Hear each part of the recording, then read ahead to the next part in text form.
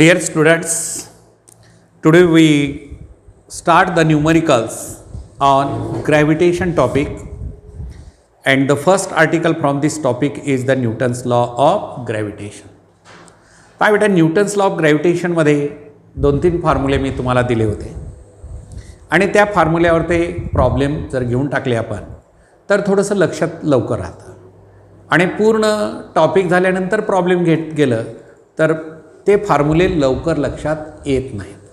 म्हणजे हाच उद्देश पुढे ठेवून आर्टिकल वाईज प्रॉब्लेम्स आपण घेऊया, जेणेकरून तुम्हाला समजायला फार सोपं जाईल. म्हणजे करंट त्याची थिअरी शिकलेली आहे आपण आणि त्याच्यावरती लगेच प्रॉब्लेम सुरू केलं तर ते करंटली माइंडमध्ये लवकर सेटअप होऊन जातं आणि मग आपल्याला इझी वेनं लर्निंग प्रोसेस सुरू होते. तर यामध्ये पहिला जो प्रॉब्लेम आहे, a rocket is fired from the earth to the moon. A rocket is fired from the earth to the moon. The distance between the earth and the moon is R.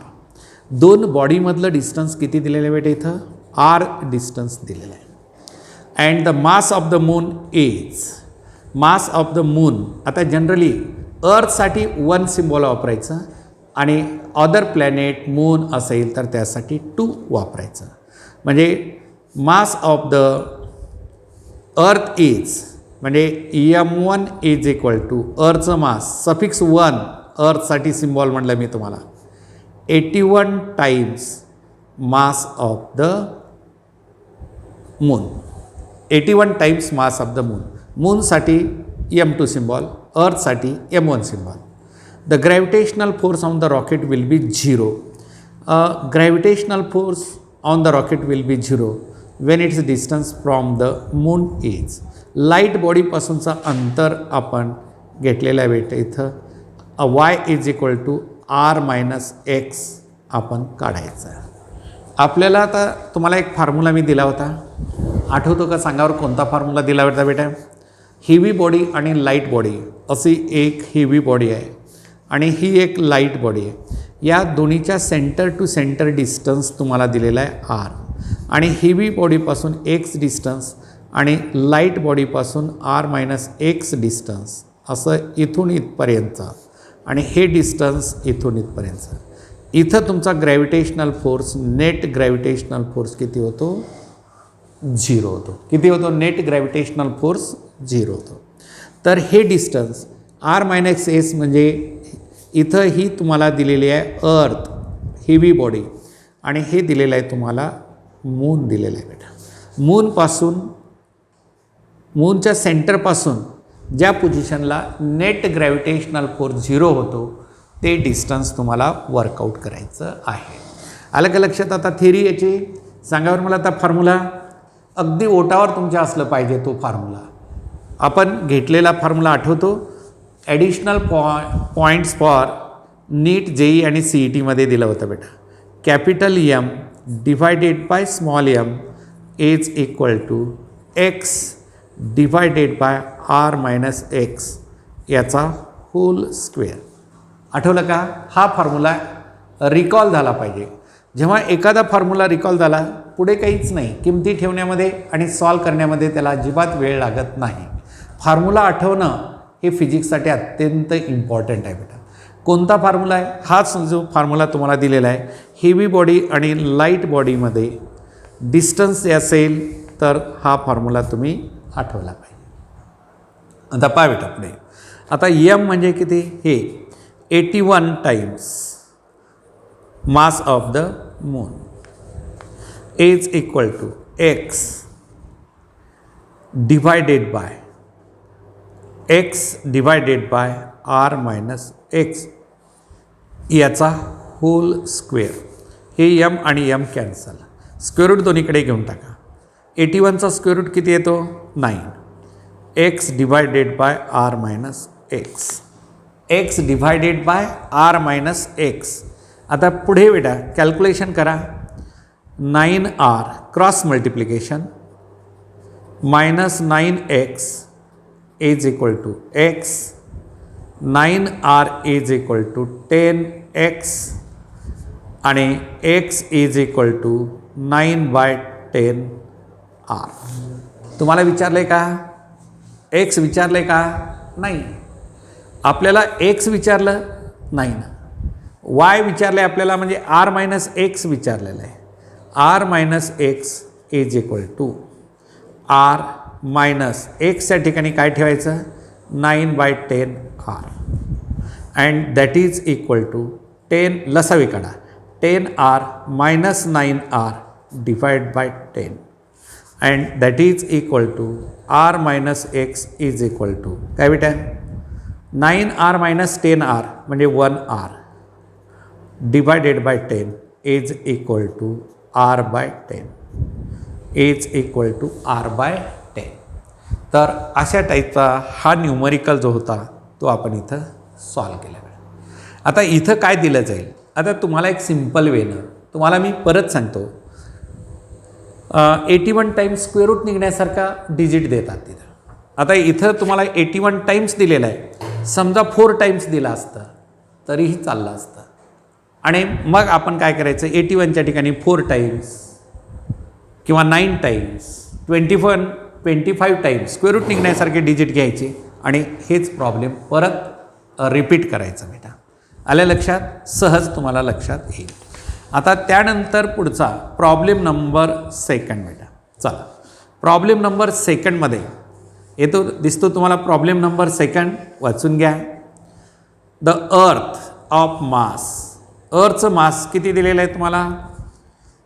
Capital M is equal to 6 × 10⁻24 kg. Revolves around the sun with an angular velocity, म्हणजे omega दिलेला आहे बेटा आपल्याला, म्हणजे 2 × 10⁻⁻7 radian per second in a circular orbit of radius. Circular ऑर्बिटचा radius 1.5 × 10⁸ kilometre.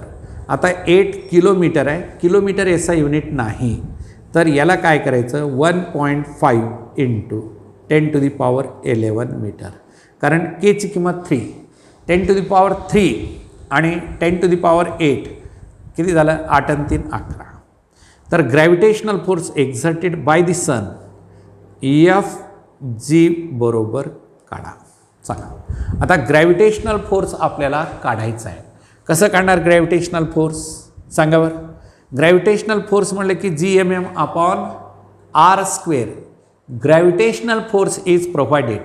आता एखाद्या ऑर्बिटमध्ये इथं काय दिलेलं आहे तुम्हाला? अर्थ revolving.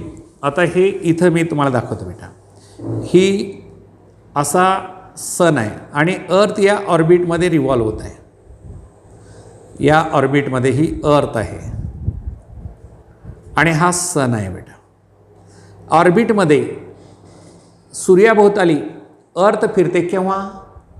When does the earth revolving around the sun, necessary centripetal force is provided with gravitational force. म्हणजे इथं काय झालं? Gravitational force is equal to centripetal force. Circular motion असेल तर centripetal force is provided with gravitational force म्हणतो. Centripetal force is provided with gravitational force. आता gravitational force काढायचा आहे आणि centripetal force is equal to mr². कारण तुम्हाला मास दिलेला आहे, ओमेगा दिलेला आहे, आर दिलेला आहे. तर सेंट्रिपेटल फोर्सचा फॉर्म्युला जो असेल, सेंट्रिपेटल फोर्सचा फॉर्म्युला तो काय येतो? F is equal to mr². Centripetal फोर्सचा फॉर्म्युला ऑलरेडी आपण लर्न केलेला आहे. कोणत्या टॉपिकमध्ये? सर्क्युलर मोशनमध्ये सेंट्रिपेटल फोर्स लर्न केलेला आहे. आणि centripetal force is equal to gravitational force. Mass किती दिलं आहे बेटा इथं? 6 × 10⁻24 इंटू रेडियस 1.5 × 10⁻11 इंटू ओमेगा 2 × 2 × 10⁻⁻14. लक्षात आलं का? स्क्वेअर आहे ओमेगाचा, म्हणजे डबल केलं 2 × 2 आणि 10⁻⁻7 × 10⁻⁻7 म्हणजे किती आलं बेटा? 10⁻14. And that is equal to here, that is equal to, हां सांगा काय येतं. हा जो असेल इथं आता कॅल्क्युलेशन करा. 2 × 2 4, 15 चौक 60, म्हणजे हे 6 × 6 इंटू 10 टू दी पॉवर सांगा किती आलं. हे 24 प्लस 11 35, आणि 35मधून 14 गेलं तर 10 to the power 11, 10 to the power 11, आणि 6 × 6 किती आलं 36 into 10 to the power 21 newton force. म्हणजे हा कोणता फोर्स आला, ग्रॅव्हिटेशनल फोर्स. हा gravitational force exerted by the sun on the earth. Gravitational force exerted by the sun on the earth is equal to F is equal to 36 × 10 to the power 21 newton is the gravitational force. आले का लक्षात बेटा. Gravitational force is equal to centripetal force, आणि centripetal फोर्सचा formula F is equal to mr². अनेक विद्यार्थ्यांचं mind कुठं जातं, हा Gmm/r² कडे जातं, पण तसं न होता mr², हे दोन्ही बॅलेन्स होतात, म्हणून सेंट्रिपेटल फोर्स हा ग्रॅव्हिटेशनल फोर्सला बॅलेन्स होतो. चला त्यानंतर आपण आता थर्ड प्रॉब्लेमकडे जाऊया. Problem number 3. चला प्रॉब्लेम नंबर 3मध्ये काय आहे सांगा मला. आता प्रॉब्लेम नंबर 3 वाचून घ्या. The weight of a body at a distance 2r from the centre of the earth of radius r is. म्हणजे अर्थच्या सरफेसवर ते बॉडीचं वेट म्हणजे ग्रॅव्हिटेशनल फोर्स असतो बेटा, ते किती दिलेलं आहे 2.5 न्यूटन, आणि अर्थच्या सेंटरपासून distance r1 is equal to capital R. If the distance is 3r, आता r2ची किंमत किती 3r असेल, from the centre of the earth the weight W2 is how much. आता त्या ठिकाणी बेटा अर्थचं मास आणि बॉडी दोन्ही सारखंच आहे. म्हणजे मी ऑलरेडी तुम्हाला सांगितलेलं आहे gravitational force is provided with centripetal force, म्हणजे F2/F1 is equal to G अर्थचं मास बॉडीचं मास अपॉन r2², आणि भागिले उलटून गुणिले इथं r1² divide by G capital M small. अर्थचं मास कॉन्स्टंट आहे, बॉडीचं मास कॉन्स्टंट आहे, आणि फक्त डिस्टन्स बदललेला आहे, म्हणून gravitational force is equal to weight. What is the definition of the gravitational force? The force exerted by the earth on the body is the gravitational force. म्हणजे हे दोन आपण कॅन्सल केलं तर बेसिकली r1/r2 होल स्क्वेअर आला बेटा. आता r1ची किंमत कॅपिटल R दिलेलं आहे, r2ची किंमत 3r दिलेलं आहे, याचा स्क्वेअर बेटा. हे कॅन्सल झालं, आणि मग F2/F1 इज इक्वल टू 1/9. काय आलं F2/F1 ची किंमत जी आली तुम्हाला इथं किती आली, F2/F1 इज इक्वल टू 1/9, आणि तुम्हाला काढायचं आहे F2.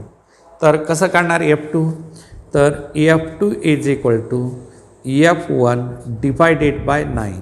चला ठेवा किंमत. F1ची किती दिलेली आहे 2.5 डिवायडेड बाय 9 किती आलं बेटा इथं सांगा बरं. 2.5 डिवायडेड बाय 9 राईट. आता 2.5 डिवायडेड बाय 9 म्हणजेच काय येतं सांगा बरं. इथं जे येईल आपण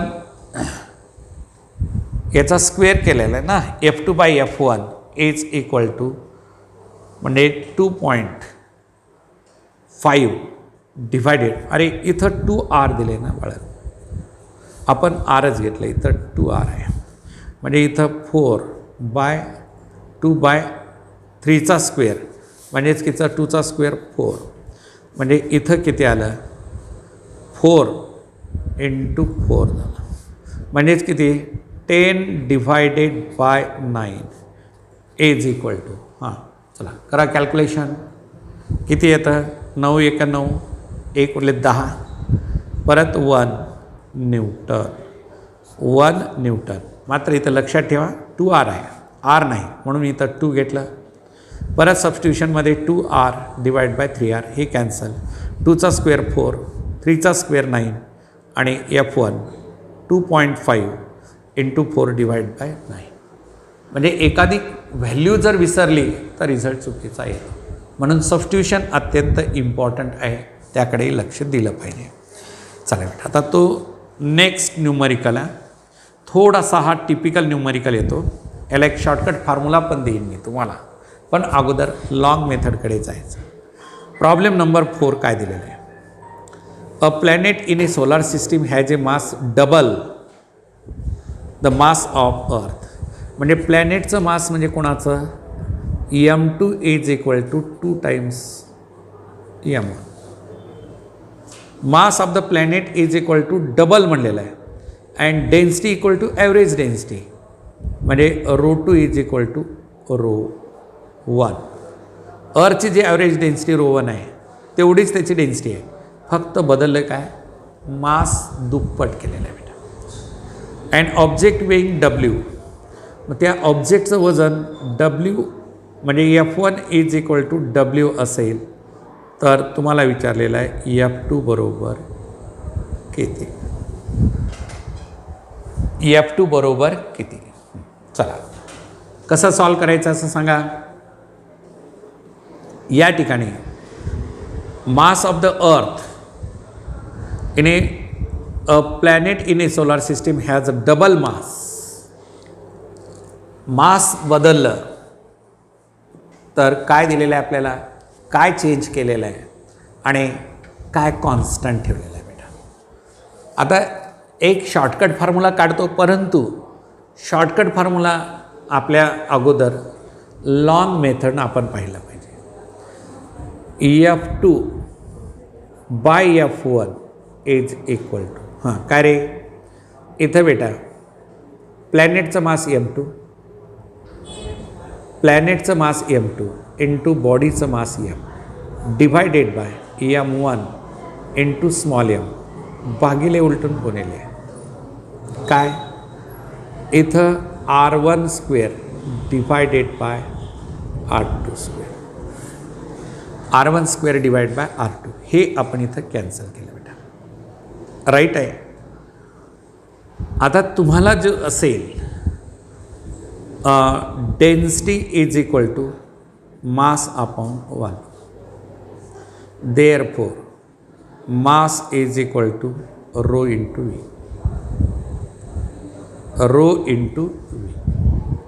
आणि व्हॉल्यूम किती? 4 pi by 3 into r cube. Volume of the sphere हे रो, हे M2 is equal to ρ2 into V2 घ्या आणि परत M1 is equal to ρ1 V1, ρ1 4 pi by 3 into R, इथं 2 आणि इथं 1चा क्यूब. राईट. म्हणजे डेन्सिटी सेम आहे. ह्याचा रेशो जर घेतलात तुम्ही M2 बाय M1 तर F2 by F1 is equal to M2 by M1 म्हणजे M2 by M1 into R1 by R2चा स्क्वेअर. तर बेटा M2ची किंमत किती? 2 times M1, that is 2 times M1 divided by M1 into R1 by R2 चा square. Right. हां, आता परत मला सांगा, हे M1 बाय M2ची ई घेतली. आता आपल्याला जे आहे काय दिलेलं आहे तुम्हाला? M2 by M1 is equal to R2 by R1चा क्यूब, R2 बाय R1चा क्यूब. आणि मग R2/R1 बरोबर आहे M2/M1 रेस टू 1/3. M2/M1 म्हणजे 2⁻⁴ आला. R2/R1ची किंमत बेटा. आता हे एकच R घ्या, कोणतं तरी कॅपिटल किंवा स्मॉल. आता इथं सगळीकडे मी कॅपिटलच घेतो. इथंही R1 हे R2, R1 हे R2. तर बेटा R2/R1 याचं जर रेसिप्रोकल घेतला तर किती आलं, हे 2 × R2/R1 1/2⁻⁴. 1/2⁻⁴. And therefore F2 is equal to F1. F2 is equal to F1. म्हणजे आपण जे घेतलं 2⁻⁴. आता आपण याला काय केलं, 2⁻1 - 1/3 याला असं लिहिलं 2⁻1 - 1/3 इंटू F1ची किंमत काय आली, F1ची किंमत W1. तर बेटा इथं 3 - 2 म्हणजे 2 किती 3 - 1/3 इज इक्वल टू हे W ॲज इट इज 2⁻²/3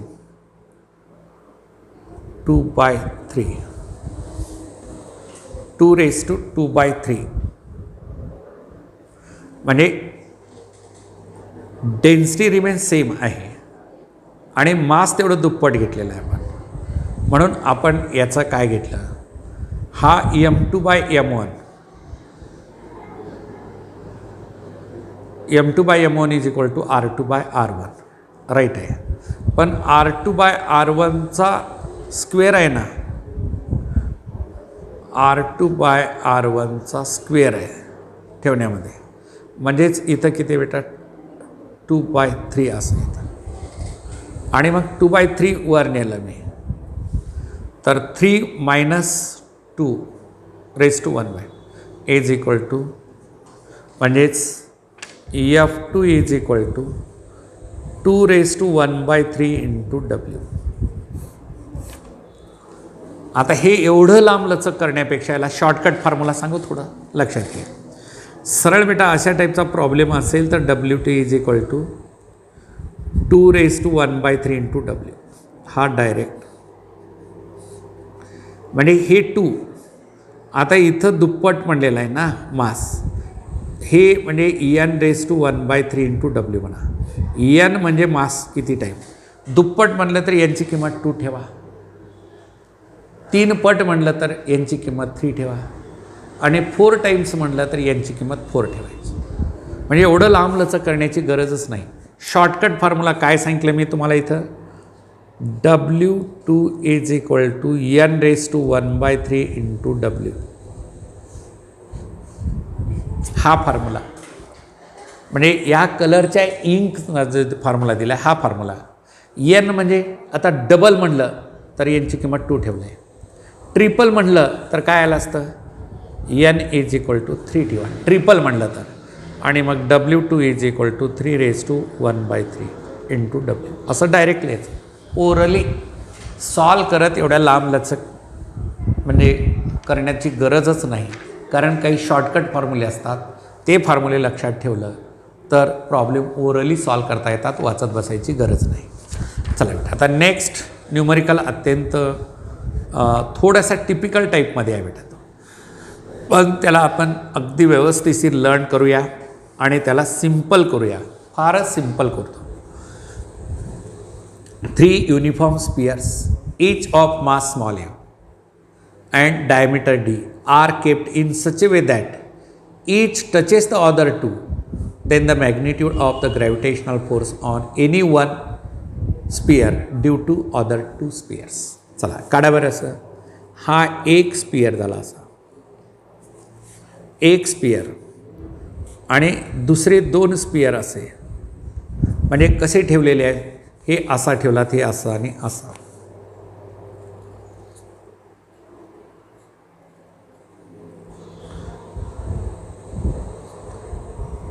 तिन्ही सारखे स्पियर आहेत असं, हे एकमेकांना टच करून ठेवलं बेटा.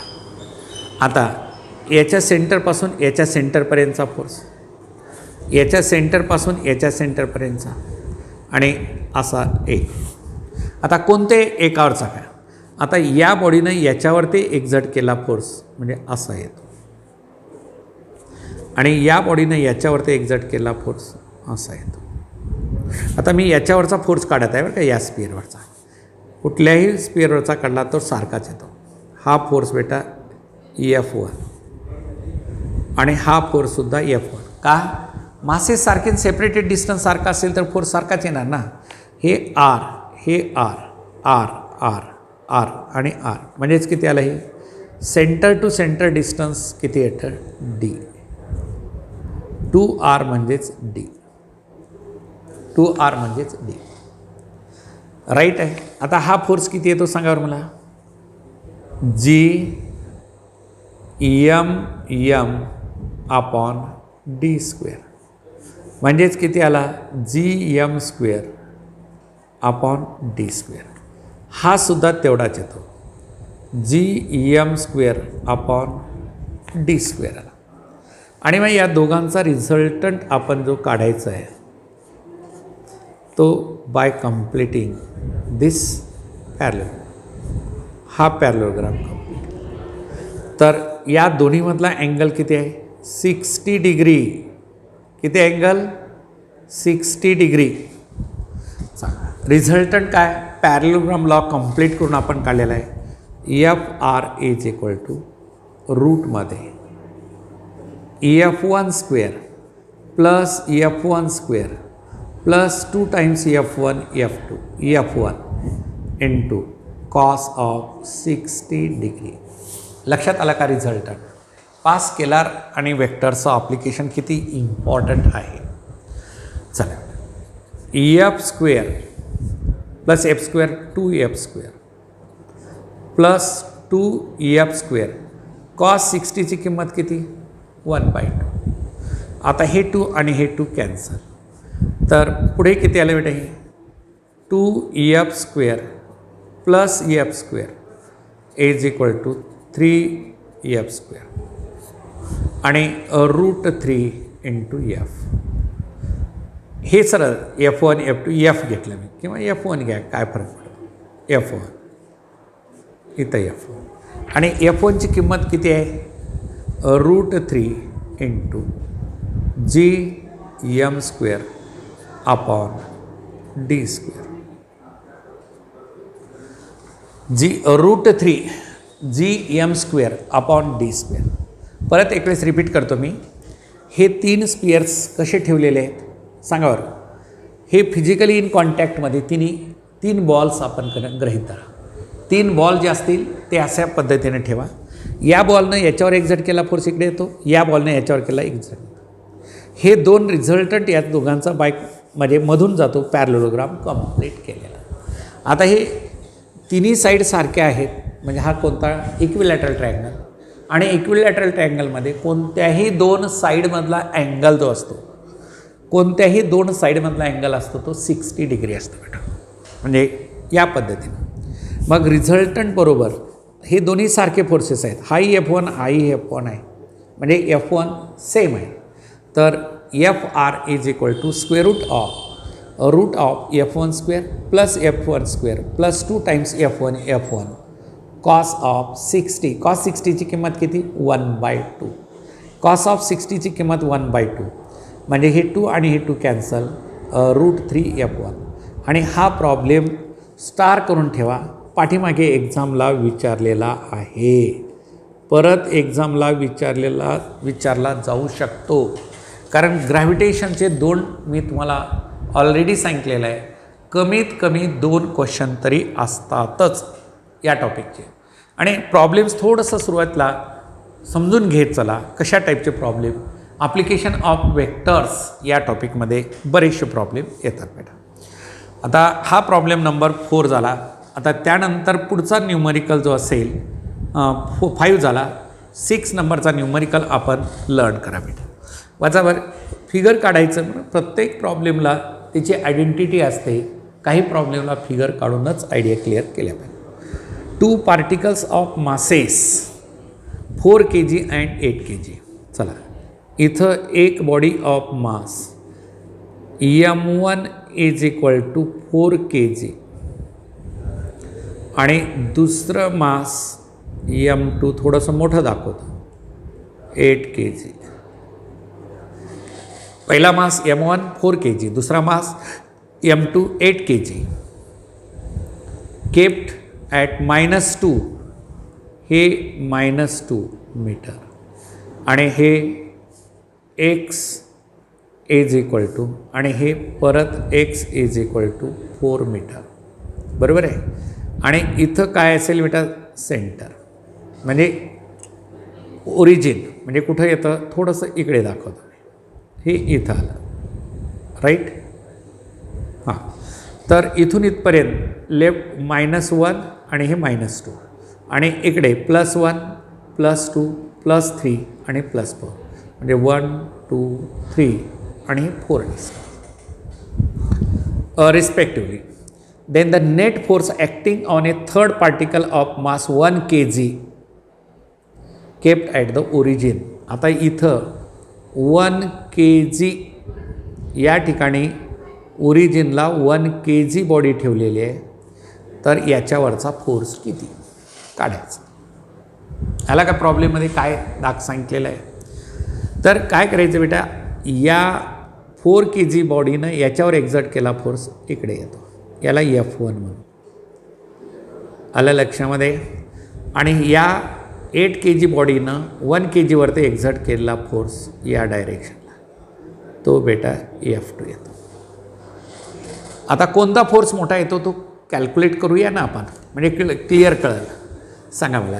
F1 is equal to G capital आणि 4 × 1 kg डिवायडेड बाय -2चा square is equal to 4G divided by 4, -2चा स्क्वेअर +4, हे cancel. F1 is equal to G. हा फोर्स आला टुवर्ड्स ओरिजिनपासून टुवर्ड्स द लेफ्टकडे आला. आता दुसरा फोर्स F1 F2, या दोन्हीमधला फोर्स F2, तर तो काय येतो, G × 8 × 1 डिवायडेड बाय 4चा square and that is equal to G8 divide by 16 is equal to G/2. हा या डायरेक्शन. आता कोणता मोठा फोर्स आहे, F1. Obviously F1 greater than F2. F1 greater than F2. आता दोन्ही अपोजिटली डायरेक्टेड असेल तर रिझल्टंट फोर्स काय येतो, resultant force Fr is equal to F1 - F2. F1 - F2. What is F1? G minus G/2 is equal to G/2. हा resultant फोर्सची direction कोणते आहे, मोठ्या F1. It is in the direction of big force F1. म्हणजे तो कसा येणार, resultant force या डायरेक्शन, हा रिझल्टंट फोर्स असा येणार. मोठ्या फोर्सच्या डायरेक्शनला रिझल्टंट फोर्स येतो. Resultant force is always in a bigger. हा एक न्यूमरिकल अत्यंत महत्त्वाचा, लक्षात सहज येईल, सिंपल आहे. पहिल्यांदा या दोन बॉडीमधला फोर्स काढायचा, 1 kg बॉडी आणि 4 kg मधला, तो या डायरेक्शनला येतो. 1 kg बॉडी आणि 8 kg मधला अपोजिट डायरेक्शनमध्ये. आणि मग मोठ्या फोर्समधून छोटा फोर्स हा सबट्रॅक्ट करायचा आणि त्याचा रिझल्टंट काढायचा बेटा. राईट. हा प्रॉब्लेम नंबर 6 झाला. चला पुढे प्रॉब्लेम नंबर 7. प्रत्येक टाईपचा एक एक न्यूमरिकल आपण इथं डिस्कस करत आहे. प्रत्येक टाईपचा एक एक बेटा. चला प्रॉब्लेम नंबर 7 काय आहे पाहूया. Problem number 7. The masses 8 kg and 2 kg are 18 centimeter apart. इथं गिवन डेटा लिहा. M1 इज इक्वल टू मोठा दिलेला आहे 8 kg, M2 is equal to 2 kg आणि दोन्हीमधलं डिस्टन्स 18 सेंटीमीटर आर. आपण याला कॅपिटल M म्हणतो आणि याला स्मॉल m म्हणतो. The point where the gravitational force due to the masses is 0. आता तो आपल्याला काढायचा आहे. कोणत्या पॉईंटला, कोणत्या हेवी आणि लाईट मासपासून किती डिस्टन्सवर ते ग्रॅव्हिटेशनल फोर्स 0 होतो हे आपल्याला काढायचं आहे. चला, काय फॉर्म्युला मी तुम्हाला ऑलरेडी सांगितलेला आहे. सांगा बरं मला, आठवा. आत्ताच प्रॉब्लेम आपण सॉल्व केला होता. M divided by capital M divide by small m is equal to x divided by r minus एक्सचा होल स्क्वेअर. आलं ना लक्षात? कॅपिटल M म्हणजे किती रे? 8 upon 2 is equal to x divided by 18 minus x याचा स्क्वेअर. आता हे इथं 4 आलं बेटा, 2ने कॅन्सल केला. स्क्वेअर रूट दोन्हीकडे घेतला तर 2 is equal to x divided by 18 minus x. 18 दोन्ही 36 minus 2x is equal to x. 36 is equal to 3x आणि परत x is equal to 36 divided by 3 is equal to 12 centimetre. आता 12 centimetre कोणत्यापासून आहे? 12 centimetre म्हणजे 8 kg बॉडीपासून, आणि light बॉडीपासून विचारलं तर r minus x is equal to 12. 18 minus 12 is equal to 6 centimetre. हे from 8 kg body आणि फ्रॉम किती? लाईट म्हणजे 2 kg बॉडी. 2 kg पासून किती? 2 kg पासून 6 सेंटीमीटर म्हणजे ए ऑप्शन बरोबर आहे. आता हे सेंटीमीटरचे मीटर करा. That is x is equal to 0.12 metre from 8 kg body. म्हणजे ऑप्शन ए. दोन्ही तुम्हाला मी काढून दाखवले, कारण शेवटी आपल्याला रिझल्ट काढायचा असतो की कोणत्या ठिकाणी काय विचारलेलं आहे. राईट, लक्षात आलं? हा कसा न्यूमरिकल आहे तो आपण सॉल्व केला बेटा. प्रत्येक न्यूमरिकल वेगवेगळ्या टाईपचं तुम्हाला लक्षात येत असेल. त्यामध्ये आता पुढे 3 bodies each of mass small m are placed at the corners of a square of side a. आता 3 bodies each of mass small m are placed at the 3 corners of a square of side. Square लक्षात आला?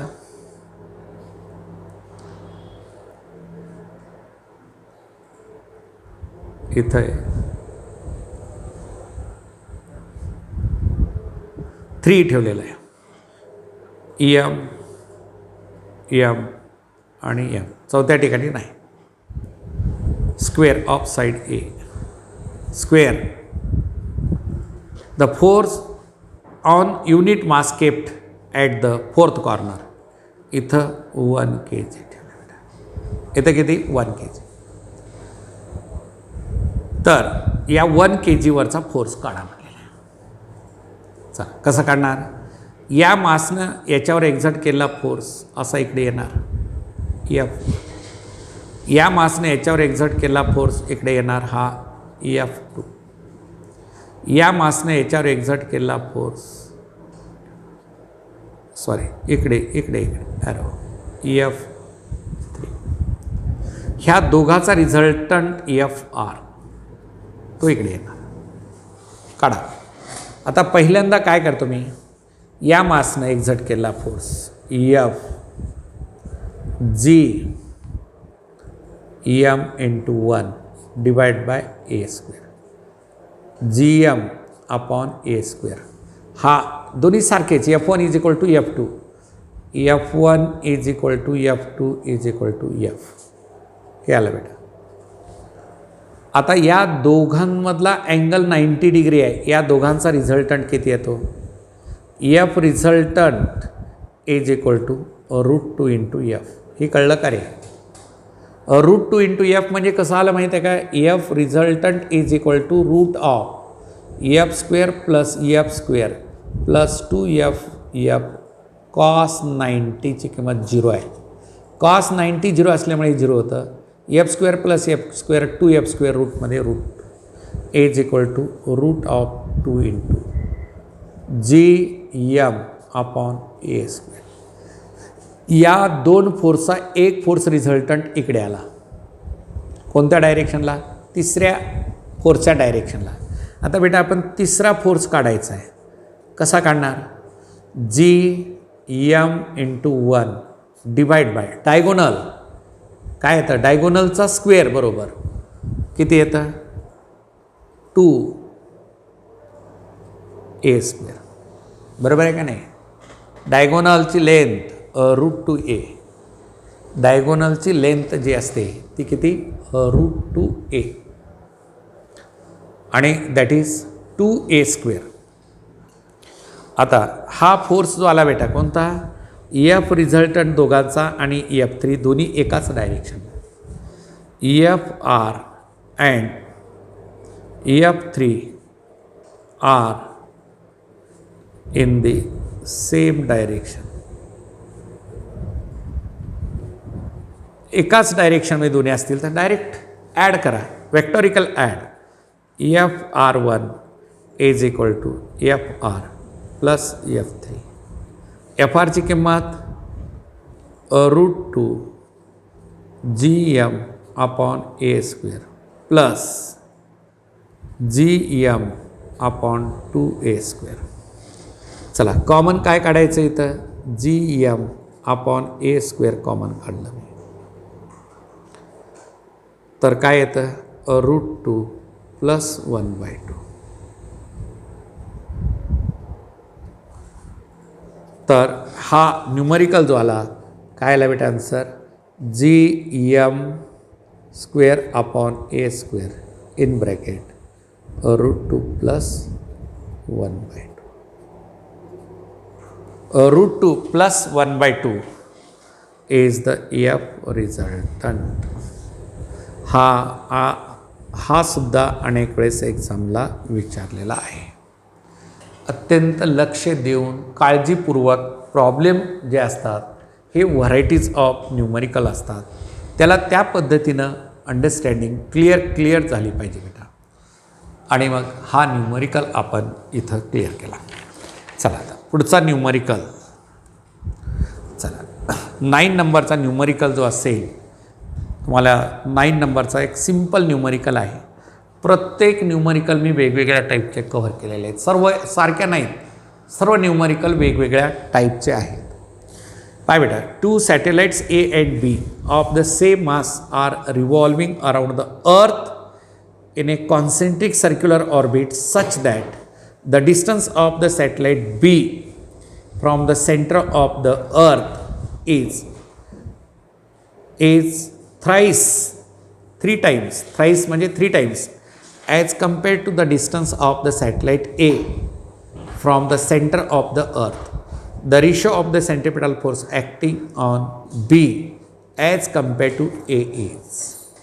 वाचल्यानंतर एक वेळेस पहिल्यांदा वाचलं लक्षात नाही आलं, दुसऱ्या वेळेस तिसऱ्या वेळेस टिल यू शुड अंडरस्टँड समजेपर्यंत वाचायचा problem. 2 satellites A and B of same mass. आता ही अर्थ आहे बेटा. अर्थच्या भोवताली हा एक सॅटेलाइट रिव्हॉल्व होतो आणि हा दुसरा सॅटेलाइट रिव्हॉल्व. ही अर्थ आणि ए सॅटेलाइट आणि हा दुसरा B satellite. 2 satellites A and B of the same mass. याचं मास M, याचंही mass M. Same mass are revolving around the earth in concentric circular orbit such that the distance of satellite B म्हणजे RB इथलं RB thrice RA. एच्या 3 पट आहे. Thrice RA. compared to the distance of satellite A from the center of the earth, the ratio of centripetal force acting on B, FB upon FA is equal to काढायचं आहे. FB divided by FA is to be calculate. चला बेटा कसं काढणार तुम्ही, तर basically तुम्हाला माहीत आहे FB is equal to G MM upon RB square and FA is equal to GMM upon RA square. आता सेंट्रिपेटल फोर्स आणि ग्रॅव्हिटेशनल फोर्स एकमेकांना बॅलेन्स होतात, म्हणजेच centripetal FB upon FA is equal to RA upon RB whole square.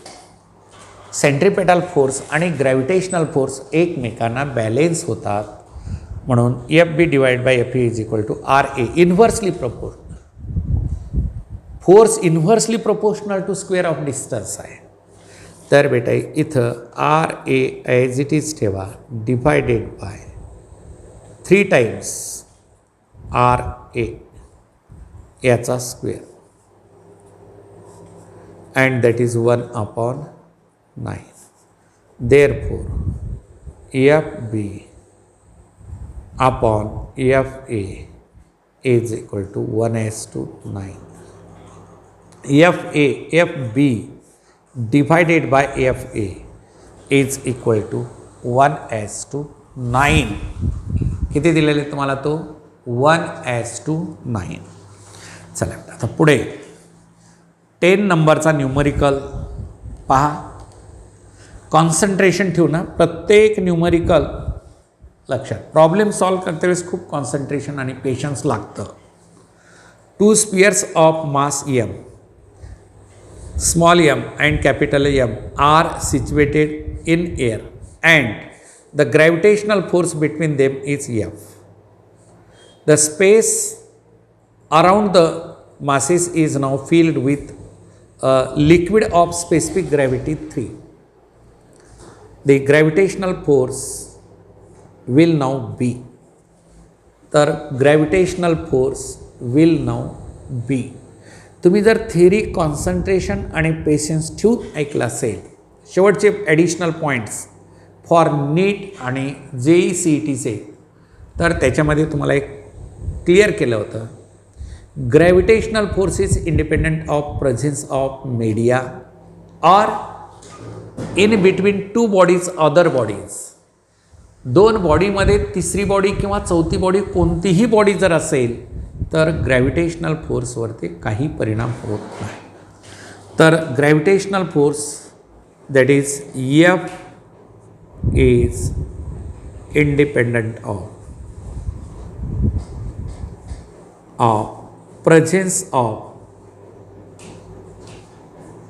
presence of any media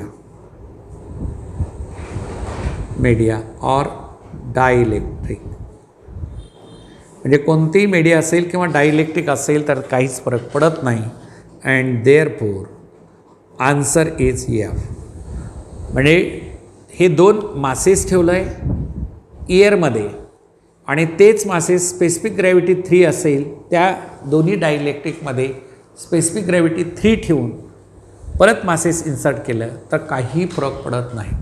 म्हणून काही वेळेस problem असे असतात की स्पॉटला आपल्याला पटकन लक्षात येतं कारण हे टेस्टिंग करतात ते. तर अशा वेळेस मात्र तुम्हाला हे माहीत पाहिजे, तरच अशा टाईपचे न्यूमरिकल जे सिम्पल असतात याचा डिसिजन घेता येऊ शकतं. हां, नेक्स्ट बेटा. त्यानंतर आता पुढे हा तर अनेक वेळेस एक्झामला विचारलेलाच न्यूमरिकल आहे. अनेक वेळेस म्हणत आहे मी तुम्हाला, अनेक वेळेस न्यूमरिकल हा एक्झाममध्ये विचारलेला आहे. 2 particles of equal masses go round a circle of radius capital R under the action of their mutual gravitational attraction. Mutual gravitational attraction म्हणजे काय झालं, आता या ठिकाणी जे असेल हे एक 2 particles of equal masses go round. आता बेटा हे असं, हे सर्कल आहे असं, येस. इथं एक मास एम आणि इथं एक मास एम. आता ह्या दोन्हीमधलं डिस्टन्स हे आर आणि इथलं आर म्हणजे 2r आलं. हे दोन बॉडी सर्क्युलर मोशन परफॉर्म करतात. केव्हा करतात ते circular motion? When does these two body performs the circular motion, necessary centripetal force for circular motion is provided with the gravitational force. Two particles of equal mass go round a circle of radius capital R. Under the action of their mutual gravitational attraction, the speed of each particle is. Centripetal force is equal to gravitational force. Centripetal force is equal to gravitational force म्हणजे mv² upon r is equal to gm² upon r². एक r याच्या सेंटरशी, एक r इथं cancel, तर v² is equal to gm divided by r. आता r म्हणजे काय? 2r. हे इथून इथपर्यंतचं डिस्टन्स स्मॉल r, तर small r is equal to 2 times r आणि v is equal to square root of g capital M divided by 2 times r. Therefore, the result of this numerical is g capital M divided by 2 times r, and this is the speed with which these two body go round the circle. ह्यामुळे त्या दोन body circular motion perform करतात. आलं लक्षामध्ये? हा problem इथं तुमचा clear झालेला आहे बेटा. आता लास्ट प्रॉब्लेममध्ये काय दिलेलं आहे पहा. 2 point masses A and B having masses in the ratio m1 by m2 is equal to 4:3 are separated by distance r is equal to 1 meter. When another point mass C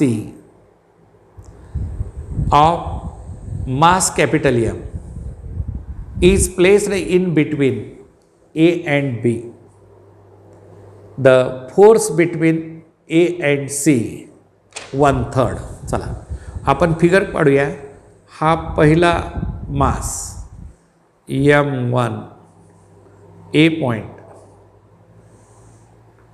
आणि हा B point, याचा मास M2 आणि C point, इथं मी घेतला C point आणि इथं capital M ठेवलेला आहे mass between A and B.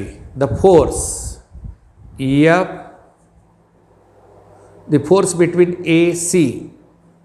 AC मधला फोर्स जो आहे 1/3 of the force between BC, 1/3 of BC.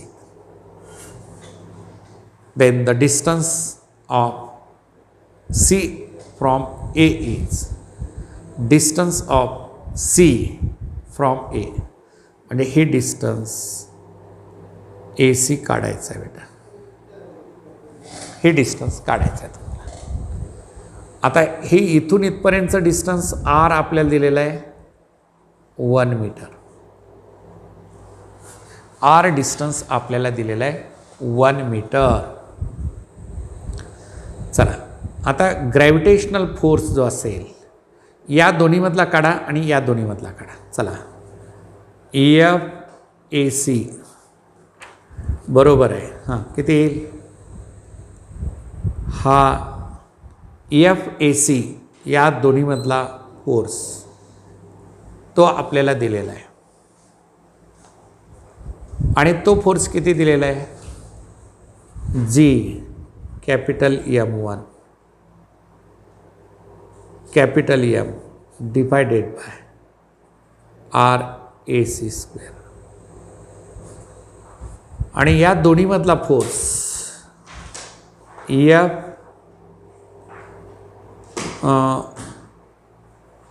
CB is equal to G M2 capital M divide by R, हे दोन्हीतलं डिस्टन्स RCB². आता या दोन्हीचा जर रेशो घेतलात तुम्ही, या दोन्हीचा रेशो घ्या बेटा, FAC divide by FCB is equal to सांगा काय येतं M1 by M2 into inversely RCB² divide by RAC². हां, M1 बाय M2. आता M1 बाय M2 ची किंमत आपल्याला दिलेली आहे, किती आहे रे 4/3. आणि FAC ची किंमत किती, FAC is equal to 1/3 of AC च्या ठिकाणी ठेवा FBC डिवाइड बाय FBC, हे कॅन्सल झालं बेटा, into RCB² divide by RAC². आता हे 3 आणि 3 कॅन्सल, राईट. तर 1/4 is equal to RCB divide by RAC चा स्क्वेअर. तर 1/2 is equal to RCB divide by RAC, RCB divide by RAC. तर बेटा इथं काय येतं, आता तुम्हाला काढायचं काय, डिस्टन्स CA किंवा AC काढायचं आहे. मग आता ही किंमत जी असेल RB ची किंमत RCB is equal to 2 times RAC, 2 times RAC. हां, आता मग हे डिस्टन्स दिलेलं आहे तुम्हाला, RAC plus RCB is equal to 1 metre. 1 metre. RCBच्या ठिकाणी काय ठेवायचं आहे आपल्याला सांगा, RCBच्या ठिकाणी आपल्याला काय ठेवायचं आहे, RCBच्या ठिकाणी 2 times RAC plus 2 times RAC is equal to 1. Therefore 3RAC is equal to 1, RAC is equal to 1/3 metre. 1/3 metre. तर ऑप्शन बी मध्ये तुम्हाला दिलेला आहे बेटा. हा प्रॉब्लेम थोडंसं काळजीपूर्वक लक्ष देऊन वाचलात आणि तशा पद्धतीनं जर सॉल्व केलात तुम्ही, प्रत्येक प्रॉब्लेम समजून सॉल्व करत चला. एक वेळेस लक्ष देऊन काय कशा पद्धतीने प्रॉब्लेम सॉल्व करून दाखवलेला आहे, ही प्रोसिजर थोडंसं तुम्ही जर लक्षात घेतलात तर अशा टाईपचे प्रॉब्लेम हेच पुन्हा पुन्हा सॉल्व करायचं. आणि हे परत मी काय करतो तुम्हाला की याचे फोटोकॉपीसुद्धा पाठवून देतो आजच्या आज, म्हणजे तुम्हाला हे सॉल्व केलेलंही बाजूला राहील तुमच्या, त्याची प्रिंट, आणि मग पुढे आपल्याला ते समजून घ्यायला फारच सोपं जाईल बेटा. ओके, तर ठीक आहे, आपण इथं थांबूया.